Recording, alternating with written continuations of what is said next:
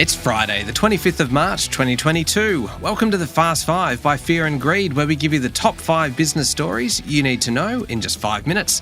I'm Michael Thompson, and good morning, Sean Aylmer. Good morning, Michael. All right, 5 stories in 5 minutes. Sean, we've got some big ones to get through today, so we'll jump straight into it. Story number 1.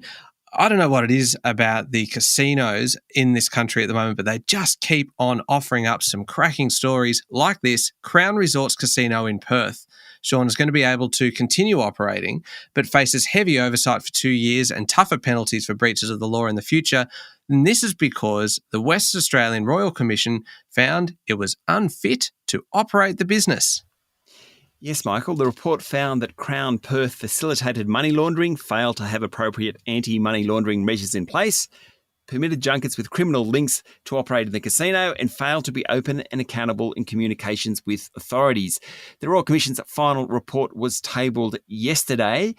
Crown Perth will end up getting an overseer to help the group on its path to remediation, but it will be able to keep operating. There'll be greater powers over the company for the relevant government minister, though things have improved there. Shareholders were pretty happy. The share price jumped at 0.6%.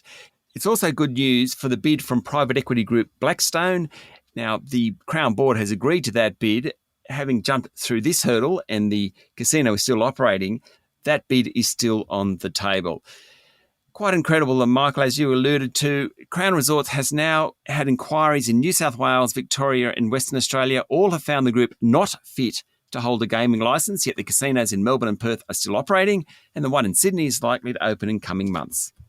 All right, on to story number 2. National Australia Bank, Sean, said it's going to buy back $2.5 billion worth of its shares. This is after having just completed another $2.5 billion buyback.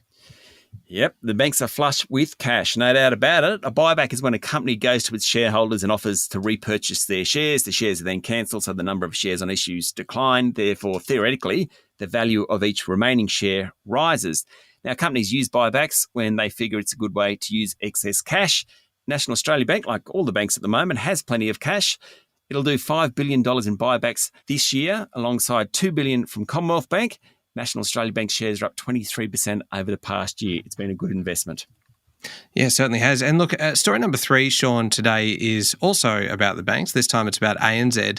And ANZ is the first Australian bank now to mint a stable coin in Aussie dollars. Why don't we start with the definition of a stable coin, what it actually is? Okay, a stable coin is a cryptocurrency, a crypto that tries to peg its value to something else. So in this case, ANZ is launching a crypto in which its value is pegged to the Australian dollar. Now, it's the first time an Australian bank has created a digital asset linked to the value of the Australian dollar. It was actually done for a client. Essentially, it allows transactions to be settled in real time. Big advantages there. Remember earlier in the week, the federal government said it was looking at new laws to help Australia become a leading jurisdiction for digital assets. Well, ANZ is well and truly up and running and leading the way locally, at least in terms of using cryptos. Sean, for story number 4, it's one of my favourite times of the year, and that is Rich List time, at least the version that comes from the Australian newspaper.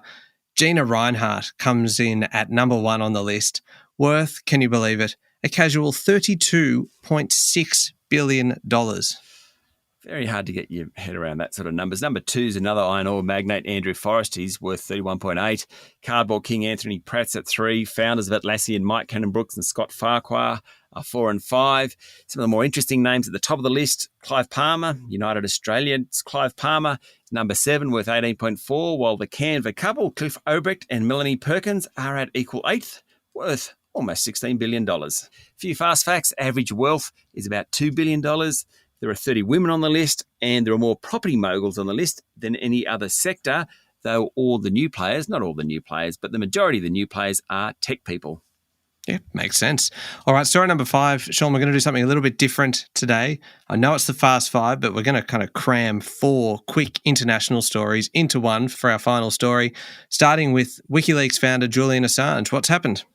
Well, he's married his fiancée, Stella Morris. They married at the high security prison that he inhabits in London. Great pictures out of that one. Madeleine Albright, the former US Secretary of State during the Clinton administration, has died. She was a top US diplomat immediately after the Cold War and was instrumental in renegotiating the US's relationship with Russia. Crash investigators have made a major breakthrough in the crash site of the China Eastern jet. They've found the black box recorder, and the Prime Minister of Jamaica has told Prince William, second in line to the British throne, that the Caribbean nation wants to become independent and remove the Queen as head of state to address unresolved issues, i.e. Britain's role in slavery. Very uncomfortable pictures there. Yeah, I can only imagine. That's it. The top 5 business stories in 5 minutes with a few extras thrown in there at the end. Thank you very much, Sean. Thank you, Michael. It's Friday, the 25th of March, 2022. Remember, hit follow on the podcast. And if you want something with a bit more info, 5 minutes isn't quite enough for you, then you can find our longer daily show called Fear and Greed on your podcast platform. I'm Michael Thompson, and that was the Fast 5 by Fear and Greed. Have a great day.